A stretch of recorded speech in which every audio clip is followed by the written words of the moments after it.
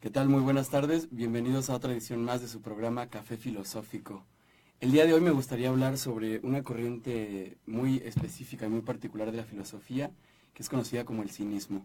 Me interesa particularmente esta actitud vital, esta escuela filosófica, porque me parece que puede ser un tremendo acicate para la reflexión y un instrumento poderosísimo de crítica a los valores convencionales.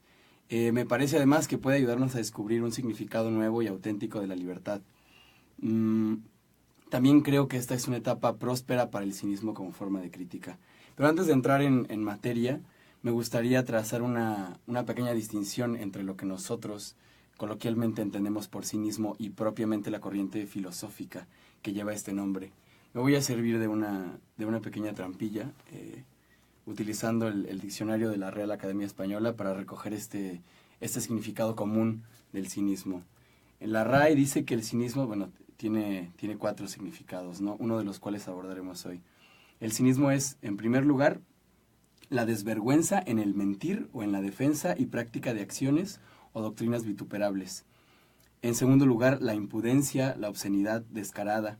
En tercer lugar, la doctrina de los cínicos, que es propiamente la que nos interesa, que expresa el desprecio hacia las convenciones sociales, a las normas y a los valores morales. Y en última instancia es la afectación de desaseo y grosería. Sí, y generalmente nosotros utilizamos las primeras dos formas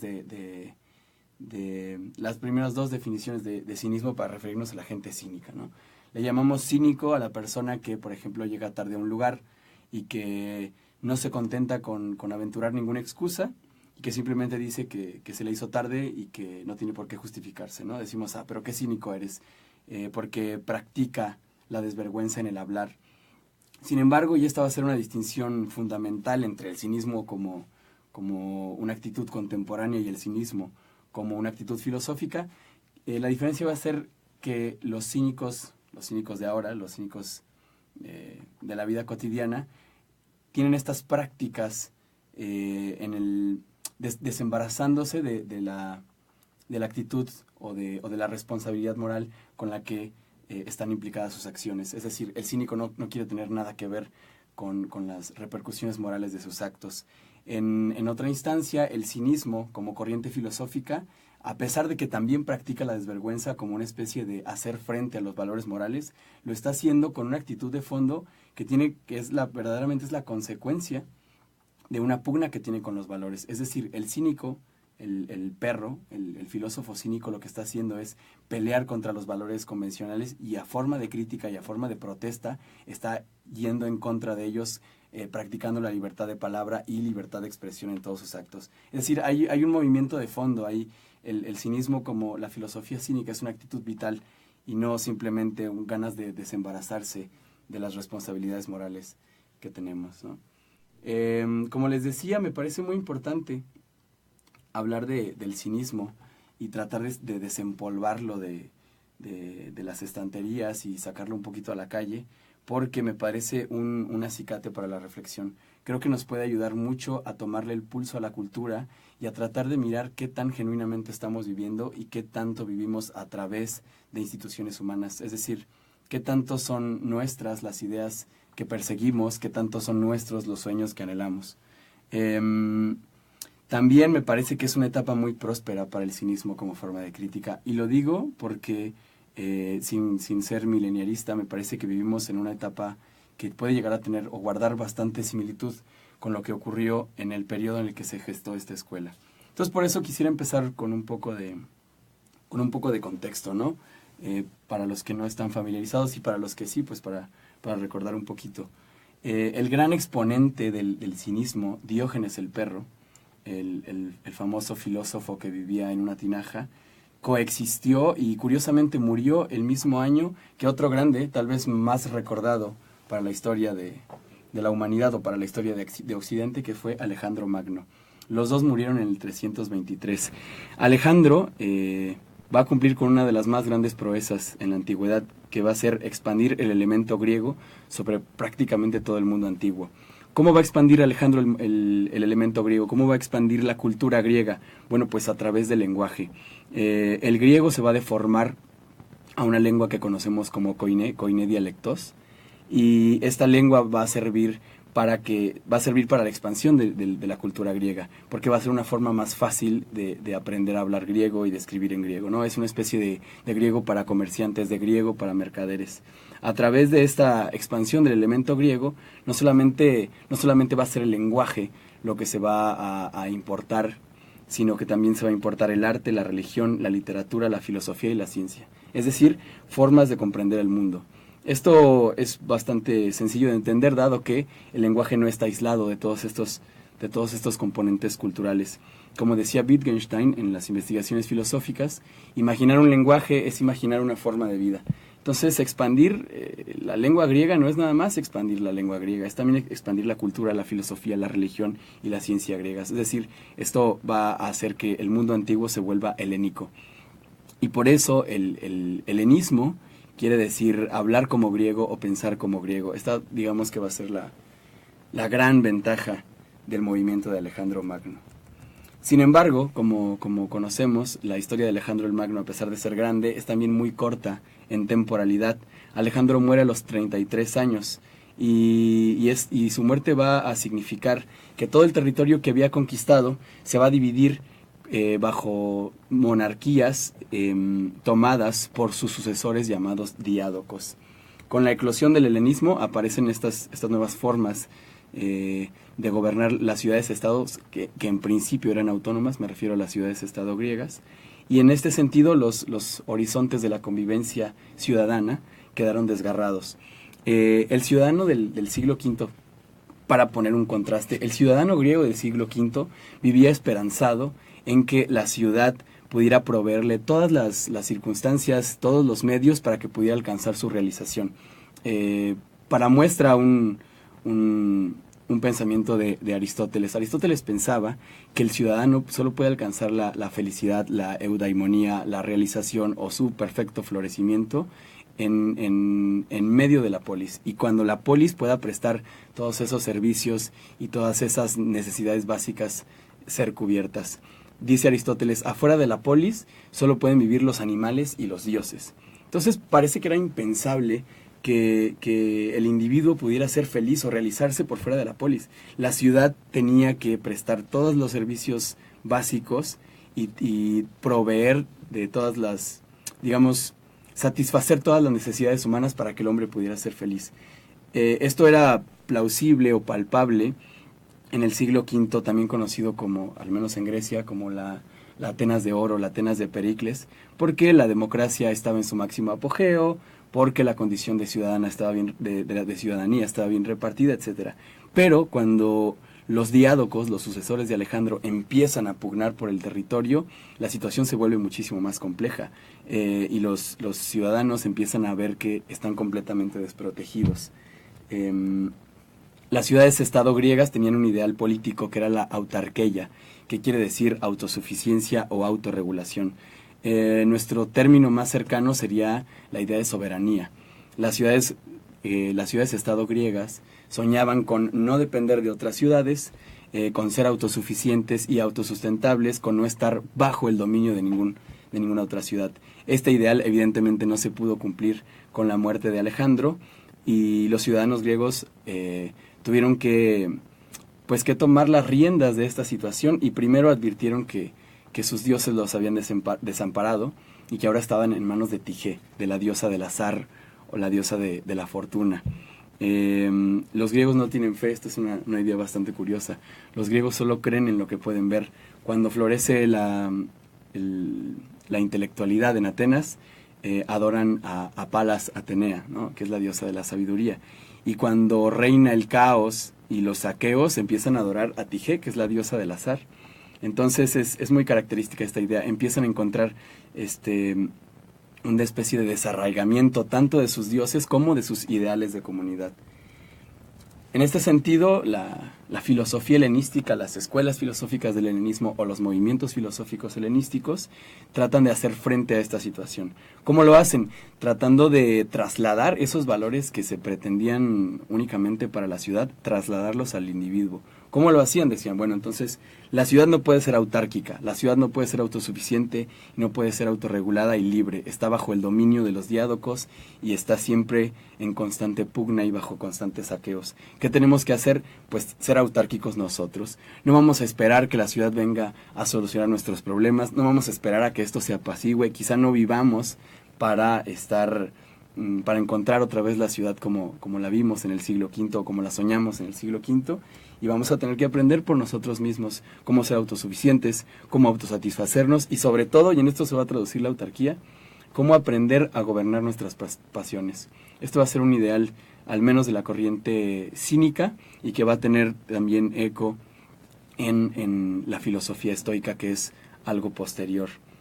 Entonces esta es la situación de los griegos y esta también es la situación de que las escuelas helenísticas o las filosofías helenísticas emergieran. Son unas ganas de hacer frente a la situación política de Grecia. Y a mí me parece que aunque nosotros vivamos en un estado de medianamente conformidad, un estado tranquilo, por ejemplo en la ciudad de Querétaro, no viene mal tratar de trasladar los valores del Estado al individuo, no viene mal tratar de empezar a basar nuestra autorrealización en nosotros mismos, en lugar de esperar que venga un gobierno a hacer las cosas por nosotros, a proveernos de todas las necesidades básicas, a hacernos felices básicamente, ¿no? Me parece que la proeza vale la pena de realizarse aun cuando estén todas las condiciones dadas para que nosotros podamos ser felices. Bien. Entonces hay además una oposición clásica en este periodo que ya se viene gestando desde un siglo antes, que es la oposición entre lo convencional y lo natural. A los sofistas les había preocupado esta idea y no solo a ellos, sino que era un debate común entre los filósofos tanto del siglo V como del siglo IV, esta oposición entre lo que ellos llamaban physis y nomoi, ¿no? Ellos entendían que hay algo natural y hay algo artificial que pone el hombre, que es producto de la cultura. En el caso de la filosofía helenística, estos filósofos van a pugnar por regresar al ideal de la naturaleza. Se van a empezar a hastiar de los productos de la cultura y cuando lo cultural falla, y justamente ellos les va a tocar ver este fracaso de la civilización, este fracaso de del sueño de Alejandro de convertir al mundo antiguo, o al mundo para lo que ellos concernía, en un mundo helenizado, en un mundo griego, y van a empezar a tratar de regresar a lo natural. Básicamente, en torno a esto va a girar un poco el cinismo, un regreso a la naturaleza. Van a ver en la physis estos filósofos una fuente de normatividad. Es decir, decepcionados de los productos de la cultura, de lo que tanto se enorgullecía Alejandro por haber distribuido, y los griegos mismos por haberlo alcanzado, estos filósofos cínicos van a empezar a renegar un poquito y van a decir, no, la verdadera realización, el verdadero florecimiento del hombre está en su parte natural. Lo cultural no hace más que alienarlo, más que desviarlo, y lo sume en un mundo artificial que se muestra como genuino y libre, pero realmente nos convertimos todos en esclavos de la cultura y de los productos culturales. Y basta para ello un botón y preguntarse cuáles de nuestros ideales están culturalmente condicionados, cuáles de nuestras ideas tienen que ver con lo que nos han vendido y cuáles de nuestros sueños responden a sueños de producción o mercantilistas que verdaderamente nos son ajenos como especie, pero nos son muy propios como cultura, ¿no? En este sentido, y solo en este sentido, y por eso me interesa mucho esta filosofía, la filosofía se convierte en una realización práctica de un ideal de vida. Nosotros generalmente pensamos en la filosofía como una actividad eminentemente teórica, de deconstrucción o crítica de conceptos, pero en este periodo y por estas particularidades históricas y sociales, la filosofía va a ser una realización práctica de un ideal de vida. Va a venir a sustituir incluso los grandes temores o los grandes desarraigos de los filósofos, de los ciudadanos del siglo IV, ahí donde la religión o los dioses los han abandonado, ahí donde los ideales del Estado los han abandonado, la filosofía va incluso a empezar a suplir estos ideales y les va a dar un motivo y les va a dar una nueva manera diferente de vivir, una manera que pueda satisfacer sus necesidades primarias y que los pueda sumir en estados de tranquilidad, de serenidad de espíritu, de indiferencia ante las cosas indiferentes y en suma pues una especie de equilibrio espiritual. Esto va a ser el objetivo último de los filósofos de la antigüedad. Antes de que la filosofía se convierta en esta actividad eminentemente teórica, era ya un intento por vivir de conformidad a un ideal de vida. Bien, me gustaría tocar un texto que me parece fundamental de el que ha sido, al menos literariamente entendido, como el precursor o el fundador de la escuela cínica, y me refiero a Antístenes, el discípulo de Sócrates. Sobre si realmente Antístenes fue maestro del gran exponente del cinismo, que es Diógenes el Perro, es una cuestión dudosa. Pareciera como si hay un intento de, sobre todo por los estoicos, de hacer una línea temporal o una línea, un árbol genealógico que va de los estoicos a Sócrates, ¿no? Porque Antístenes fue discípulo directo de Sócrates, y supuestamente Antístenes sería maestro de Diógenes el Perro. Diógenes el Perro sería el maestro de Crates de Tebas, otro cínico, y Crates sería el maestro del fundador de la Estoa, que es Zenón de Sitio. Entonces parece que es más un intento de buscarle coherencia a la escuela, pero por lo demás podemos ver, y vamos a tratar de verlo aquí con el texto, que sí hay muchísimas ideas ya configuradas en Antístenes que van a prefigurar las ideas que va a desarrollar Diógenes como actitud vital. Lo que vamos a leer ahora es un fragmento de un diálogo de Jenofonte que se llama El banquete. Este es un género común dentro de los géneros literarios antiguos, escribir banquetes o simposios.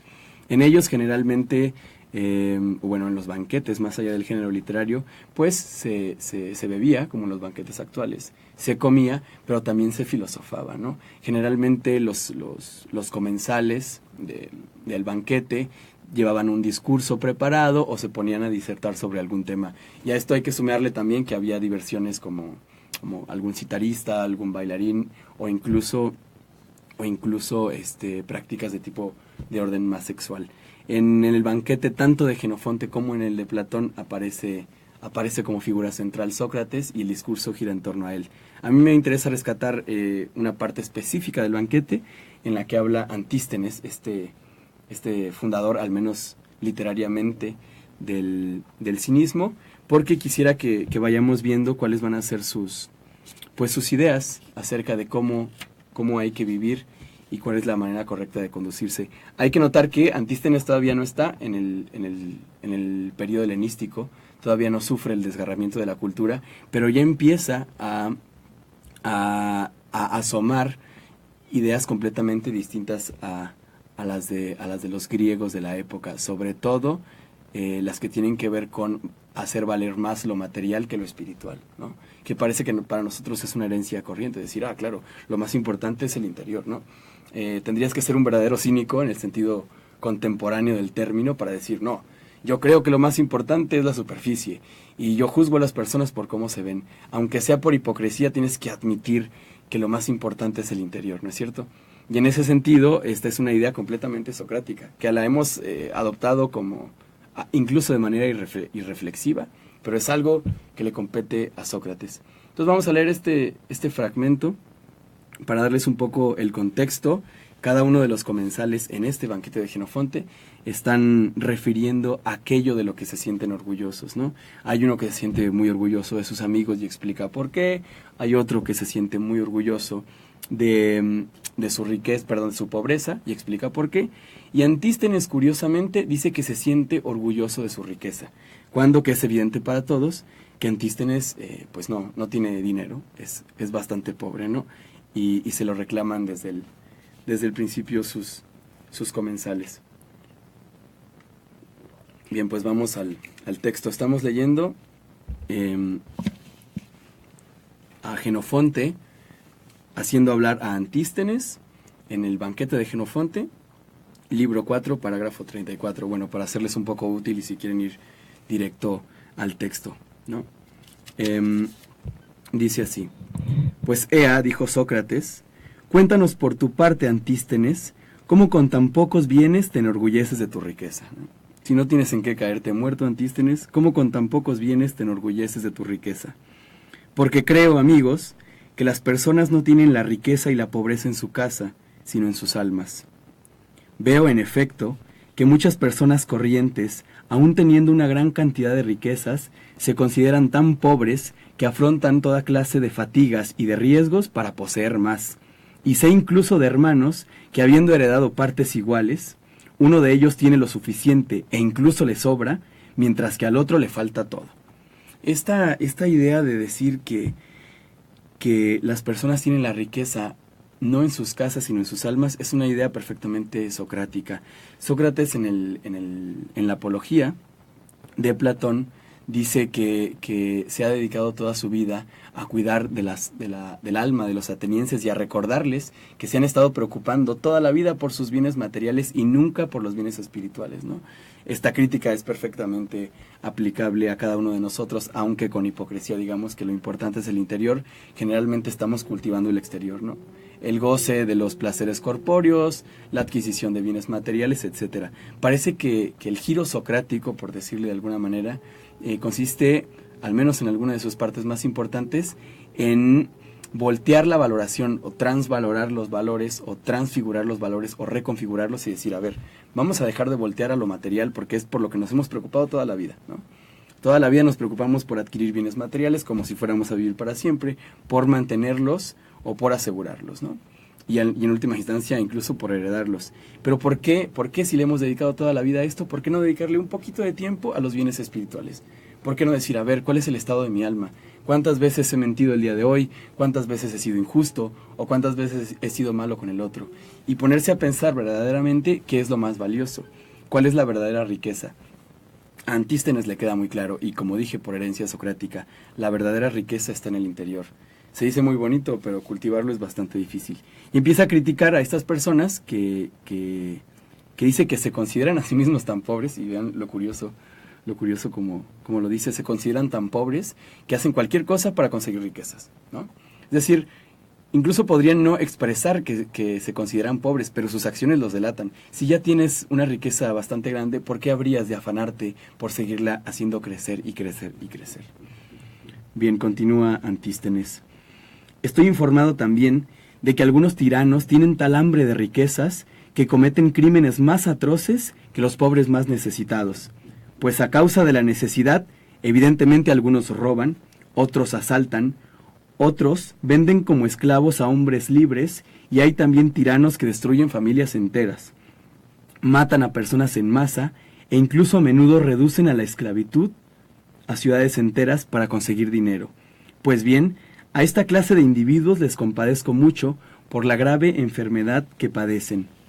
Parece que para Antístenes estas personas están enfermas. ¿Cuál es su enfermedad?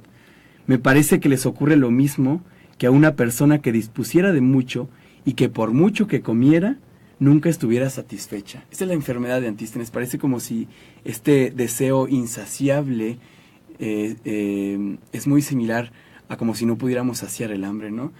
Nosotros comemos y encontramos satisfacción de inmediato, pero con los bienes materiales la satisfacción nunca llega, ¿no? Deseamos algo y cuando lo tenemos ya no lo queremos. O estamos siempre permanente deseando cosas.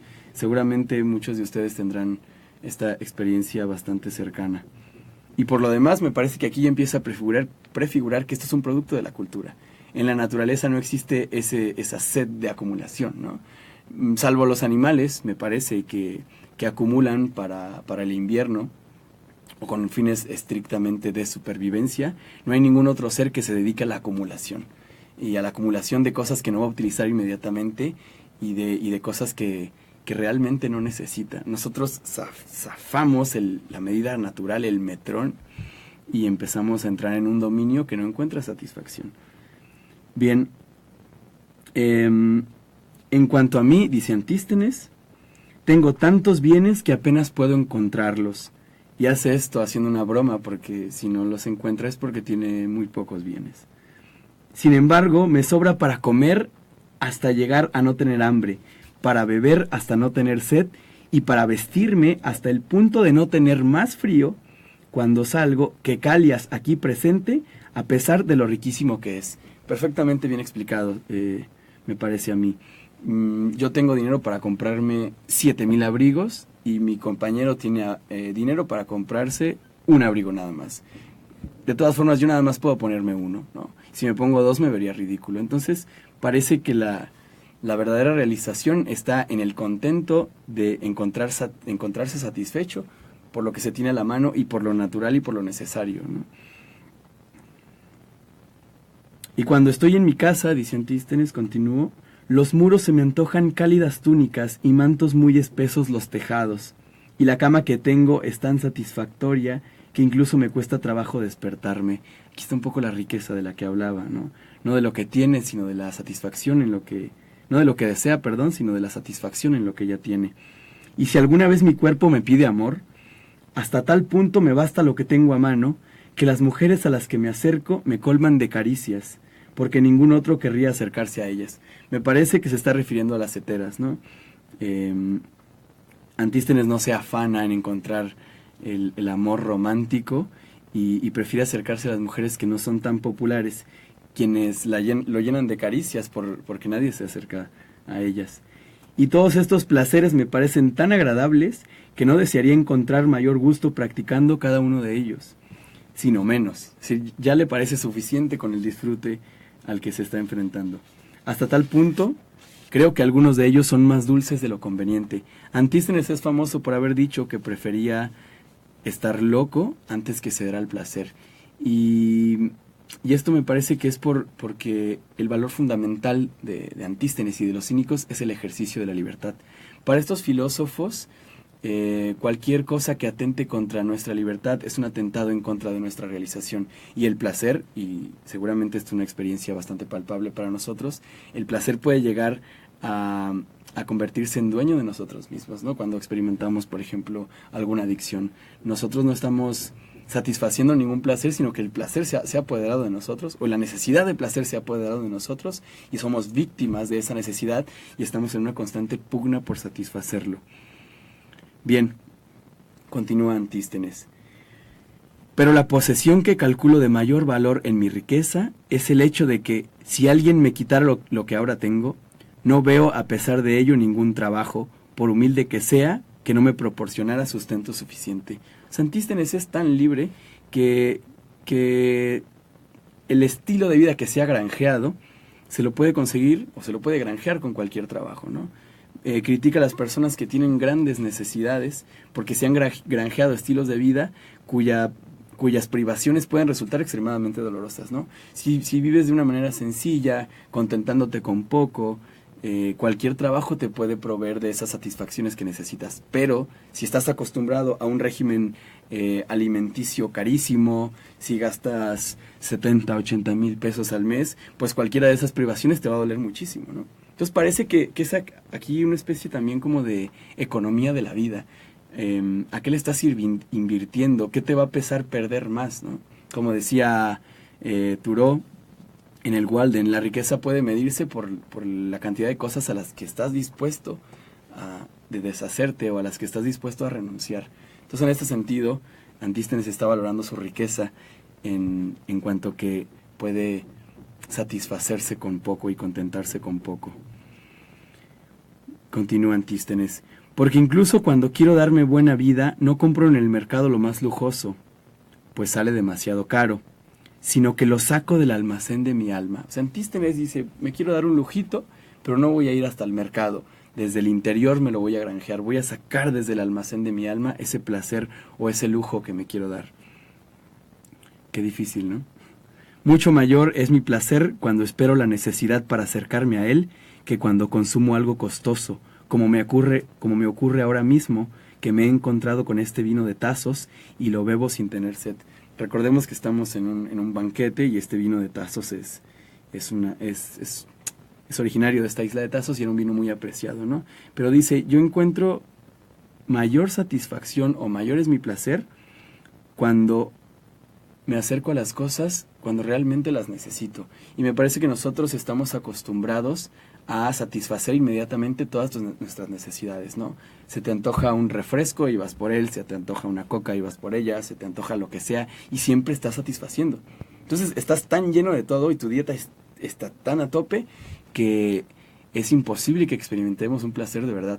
Pensemos en cualquier malpasada que hayamos tenido y el menor alimento o el alimento más insípido nos sabe a gloria, ¿no? Esto demuestra que la mejor chef es el hambre, ¿no? Y en ese sentido me parece que Antístenes está apuntando a esto, hay que cuantificar la existencia. Si estamos inmediatamente satisfaciendo todas nuestras necesidades, no vamos a experimentar ningún placer. En cambio, si de vez en cuando nos privamos de algo que nos gusta mucho, esa privación va a hacer que ese placer se recalcitre, y cuando lo volvamos a experimentar, lo experimentaremos como si fuera la primera vez, ¿no? O como si realmente tuviera muchísimo tiempo que lo hayamos experimentado por primera vez. Entonces parece que está apuntando hacia esto. No busques cosas externas a ti, no te afanes en lo que no tienes, sino aprende a disfrutar lo que ya tienes enfrente, ¿no? Continúa Antístenes. Además, es lógico que sean mucho más justos los que atienden a la sencillez antes que a la abundancia de dinero, pues quienes más se conforman con lo que tienen, menos aspiran a lo ajeno. Parece que hay otra ventaja en esto, la justicia. Merece la pena tomar en consideración, continúo, cómo una riqueza de tal clase hace liberales a los hombres. Aquí está el componente esencial del cinismo. De lo que se trata es de ser libre. Nosotros tenemos una concepción completamente diferente de esto, ¿no? Para nosotros la libertad, y digo para nosotros socialmente hablando, no tiene que ser la opinión de cada uno de ustedes, pero para nosotros la libertad se codifica en las cosas que podemos llegar a hacer, ¿no? Yo soy libre para hacer lo que yo quiera, ¿no? Yo soy libre para tomarme 3 botellas de tequila. ¿Por qué? Porque quiero y porque puedo y porque tengo el dinero. Yo soy libre para viajar. Pareciera como si la libertad está estrictamente limitada, culturalmente hablando, al espectro o a la esfera de lo material, ¿no? Soy libre para hacer o soy libre para no hacer. Esto no es ninguna novedad, ni es característico de nuestra época. También para los antiguos la libertad, al menos antes de que Sócrates viniera a hacer su revolución, tenía que ver estrictamente con el ámbito de lo material, y no es para extrañarse, porque como dice Emilio Lledó, la vida está sustentada en lo material, y es natural que un pueblo sustente su felicidad en asegurar primero esos bienes materiales, que es lo que le da sustento a la vida. Luego ya viene la vida espiritual, ¿no? Pero primero hay que conseguir el alimento, primero hay que conseguir casa, y luego ya nos relajamos y nos ponemos a cultivar la virtud. En este sentido, parece que es algo natural, pero Antístenes quiere ir más allá. Quiere demostrar que este tipo de vida o este género de existencia nos puede hacer más liberales, nos puede hacer verdaderamente libres. ¿Qué es la libertad para estos filósofos? Hacerse dueño de sí mismo. Uno dice, por ejemplo, o decimos, mi gusto es tomarme una cervecita el fin de semana, ¿no? Y le llamamos mi gusto como si fuera algo que nos perteneciera. Y aquello que nos pertenece, pues nos pertenece verdaderamente, podemos deshacernos de él, podemos prescindirnos de él. Pero llega un punto en el que esos gustos que son nuestros se apoderan de nosotros. Y si no podemos satisfacerlos, experimentamos un dolor o un placer. Este fin de semana estoy enfermo y no puedo tomar. Y me estoy dando cuenta de que realmente no es mi gusto, sino que yo le pertenezco a él porque estoy sufriendo por no poderlo satisfacer, ¿no? La libertad de Antístenes se parecería a esto. Libre es aquel que puede decir, este es mi gusto, pero hoy no lo voy a hacer. Porque verdaderamente es mi gusto, no porque yo le pertenezca a él. Las cosas, la verdadera libertad, está determinada por aquellas cosas a las que nos podemos restringir. ¿Por qué tanto podamos ser dueños de nosotros mismos, no? Es una especie de libertad espiritual. Toda esta actitud socrática condensada o aplicada a la vida gira en torno a esta distinción fundamental entre el exterior y el interior, ¿no? Entre lo material y lo espiritual. Bien. Decía, merece la pena tomar en consideración cómo una riqueza de tal clase, la riqueza interior, hace liberales a los hombres. Pues ahí tenemos a Sócrates, a quien debo mi riqueza, que no calculaba ni pesaba lo que me daba, sino que me proporcionaba cuanto podía llevarme. Yo ahora, por mi parte, a nadie se la escatimo, su riqueza de alma, sino que a todos mis amigos les muestro mi abundancia y comparto con quien desee la riqueza de mi alma. Y además, la más exquisita de las posesiones, que es el ocio, veis siempre que está presente en mí, de modo que puedo ver los espectáculos más dignos de contemplación, oír lo que merece escucharse, y lo que yo más estimo, pasar libre de mis ocupaciones, mis jornadas con Sócrates. Tampoco él admira más a los que cuentan más dinero, sino que pasa el tiempo conviviendo con los que más le gustan. Tales fueron los argumentos de Antístenes. Y termina con esta idea que me parece maravillosa.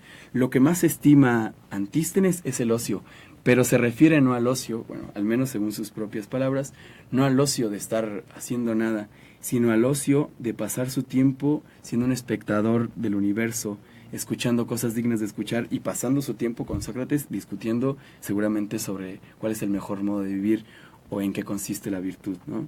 Lo que más valora es el ocio y Sócrates también lo tiene en más estima en la medida en la que valora menos a las personas que tienen más dinero. Y sí, podríamos también trasladar esto pensando en cuánto nos afanamos por tener más, hasta el punto de que no tenemos tiempo para gastar ese dinero, no tenemos tiempo para disfrutarlo. Ay, he conseguido estabilidad laboral, llegué a los 32 años y por fin puedo decir que poseo una gerencia, ¿no? Pero no tengo tiempo para gastar el dinero, no tengo tiempo para hacer nada porque me la paso todo el día trabajando. Entonces habría que despojarse, si siguiéramos las recomendaciones de Antístenes, despojarse de todas las cosas que representan un lastre en nuestra vida y que nos impiden ser verdaderamente genuinos y libres. Aunque pensemos que vamos a tener libertad cuando tengamos dinero, hay que reflexionar a profundidad en qué consiste la libertad, y me parece que es maravilloso recordar estos pensamientos de los antiguos. Bien, pues vamos a un corte comercial. Los voy a dejar con una canción de una banda local que se llama Búfalo, que tienen una propuesta bastante interesante, y la rola se llama El Miedo. Regresamos en breve.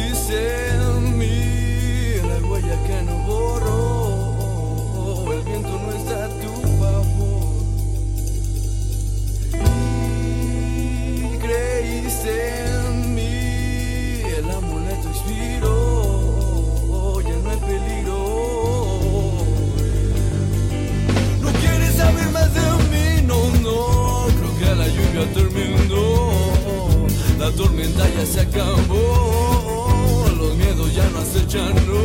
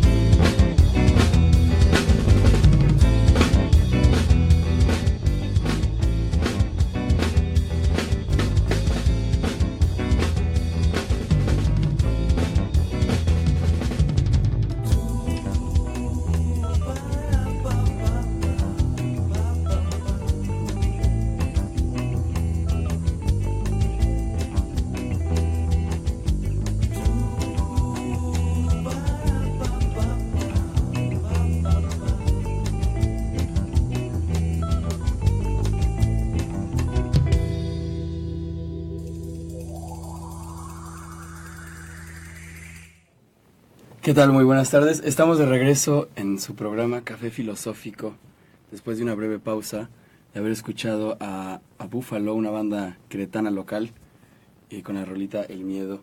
Estábamos platicando acerca del cinismo, pero no del cinismo coloquial, el cinismo de la desvergüenza moral de las personas que tenemos en la oficina, sino el cinismo como corriente filosófica. Y platicamos un poco acerca del contexto y leímos un breve fragmento del que se ha considerado el fundador del cinismo, aunque no el máximo de sus exponentes, que es Diógenes el Perro, pero el texto que leímos era de Antístenes. Y estábamos tratando de descubrir cuáles eran sus temas principales. Ahora les voy a pasar un fragmento de lo que, según Diógenes Laercio, un historiador del siglo III después de Cristo, me parece, recoge sobre cuáles eran las preocupaciones fundamentales de este filósofo que acabamos de revisar, que espero que hayan podido ser vistas en el pequeño diálogo que revisamos. Sus temas favoritos eran estos. Primero, que es enseñable la virtud. Ese es un tema bastante extenso, pero lo resumiré y espero que se tome a título de resumen como la sabiduría aplicada a casos concretos. Y esta es una concepción estrictamente socrática o una reformulación de la idea de la virtud a partir de Sócrates. Es decir, la arete, que es esto que traducimos nosotros por virtud, ya tiene un antecedente en los griegos desde Homero, desde el gran poeta. Sin embargo, la virtud significa ser la parte más racional de ti mismo, aplicar la sabiduría a casos concretos, ser prudente en lo que hay que elegir, ser justo en lo que hay que distribuir, ser inteligente en lo que hay que soportar, etcétera. Es la sabiduría práctica, sabiduría para la vida, ¿no? Básicamente en esto consiste la virtud. Antístenes pensaba, y esta es una de sus tesis principales, evidentemente herencia de Sócrates, que se puede aprender, ¿no?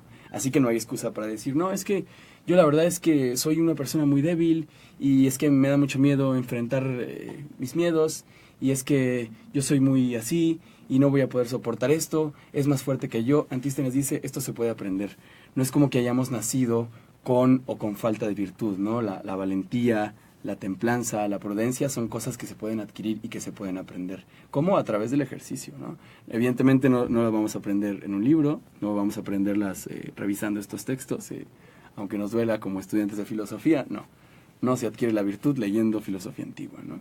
Sin embargo, se puede aprender. Además, otro de sus temas principales es que la virtud es suficiente en sí misma para la felicidad, sin necesitar nada a no ser la fortaleza socrática.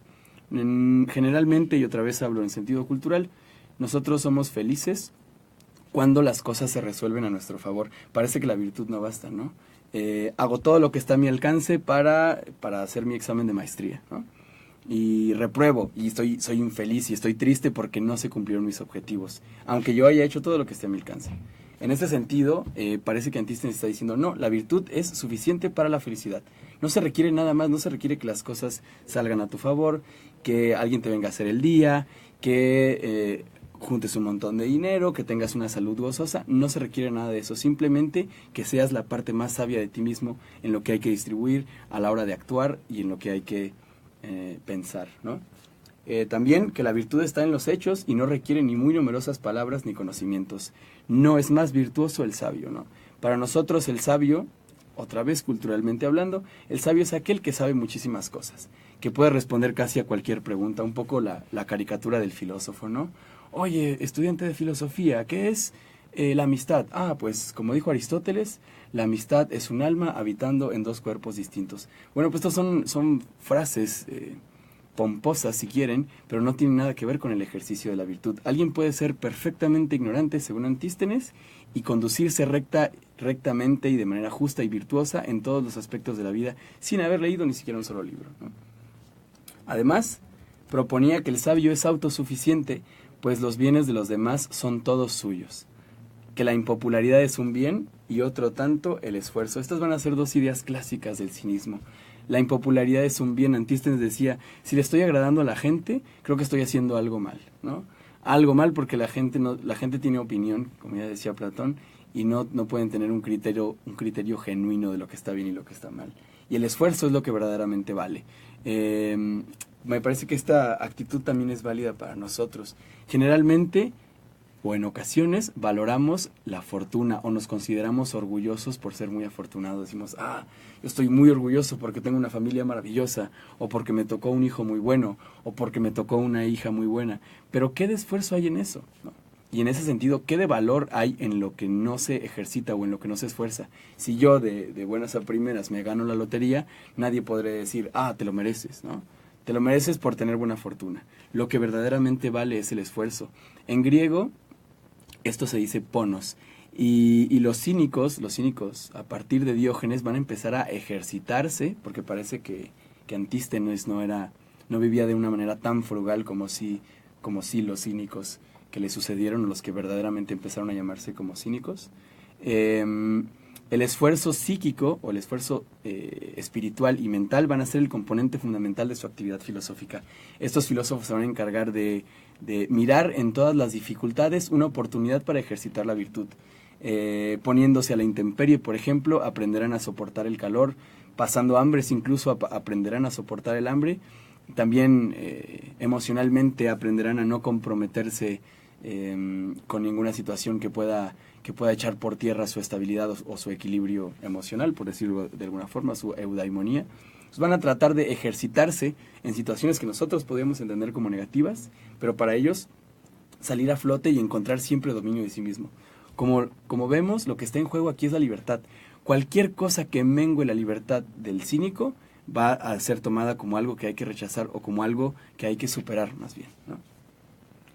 Bien, una característica fundamental del cinismo es la falta de aidos, la falta de vergüenza, respeto o sentido moral. Esta palabreja, este aidos, es muy característico porque va a representar, al menos desde mi perspectiva, la pugna principal de los filósofos llamados cínicos. Se van a pelear con el aidos. ¿Qué es el aidos? Es la base de la convivencia cívica y está muy bien subrayado en el mito de Prometeo y los humanos, retratado por Protágoras en el diálogo que lleva el mismo nombre de Platón, es decir, el Protágoras. Esto aparece en la nomenclatura 320D.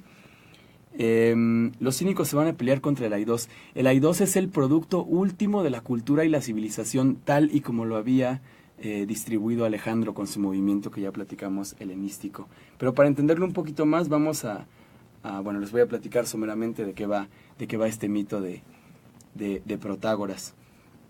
Dice, bueno, el mito es de Prometeo y los hombres, pero lo refiere Protágoras, ¿no? Protágoras es un sofista que está entablando un diálogo con Sócrates y trata de explicarle cómo es que los hombres llegan a reunirse en ciudades y a convivir pacíficamente, y se lo explica a través de un mito, como él mismo lo refiere. Dice Protágoras que antes de que existieran las criaturas vivientes, los animales y los hombres, los dioses echaron mano para crearlos, ¿no? Y a la hora de crearlos encargaron a Prometeo y a Epimeteo que se encargaran de distribuirles habilidades para la supervivencia. Estos dos se encargaron de hacer lo propio y empezaron a distribuir a su conveniencia. A algunos animales les dieron garras para poderse alimentar, a otros les dieron pelaje para cubrirse del frío, a algunos les dieron muchísima descendencia a los cazados, y a los cazadores le dieron poca descendencia pero más habilidad para alimentarse, y en esta actividad estaban, pero se les había olvidado algo importante porque acababan de dejar al ser humano completamente desprotegido. Todos los animales ya estaban equipados con garras, con pieles, con habilidades o con una descendencia numerosa, y el hombre estaba completamente desarraigado, desarropado. Imagínense, el hombre completamente desnudo, inútil.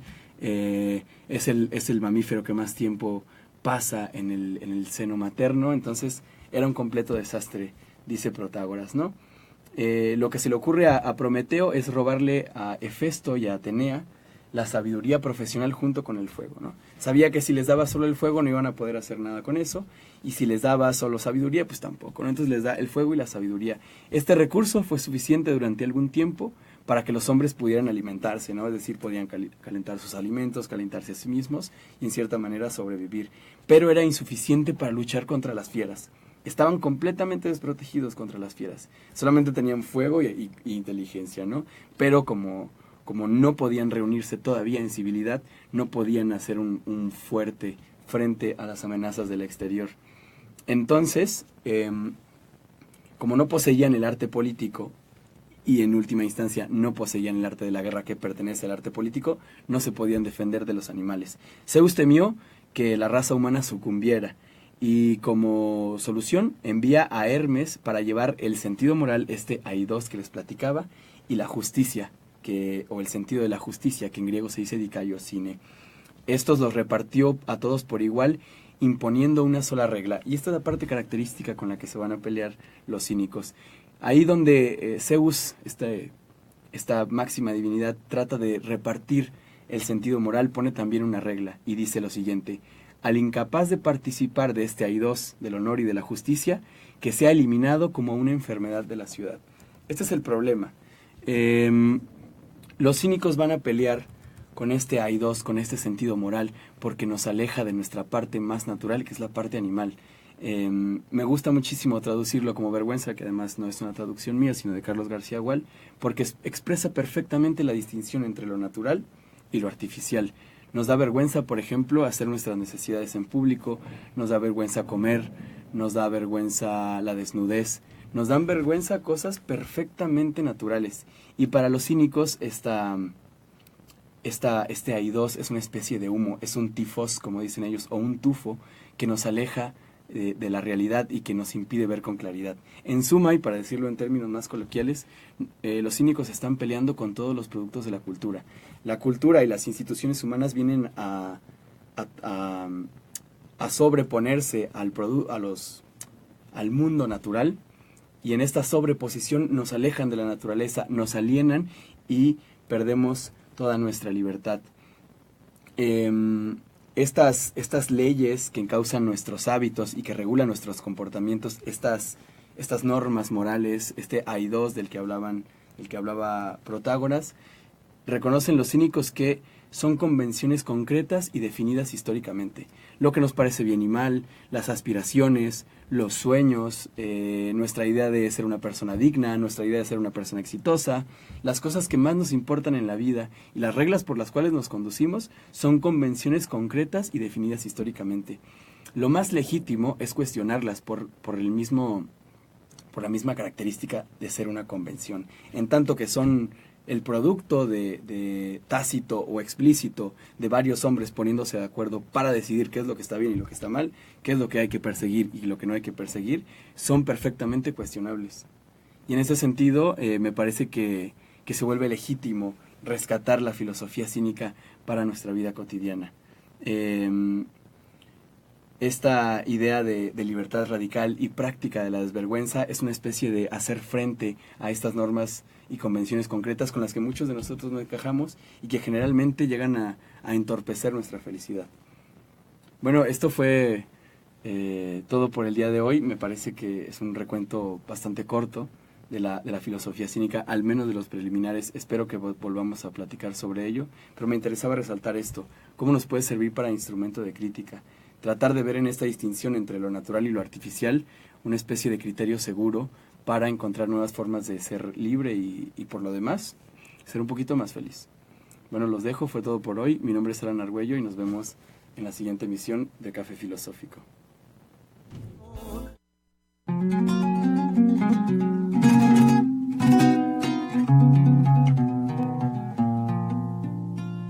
Radio Numancia, radio libre, donde las personas pueden decir lo que sienten y lo que piensan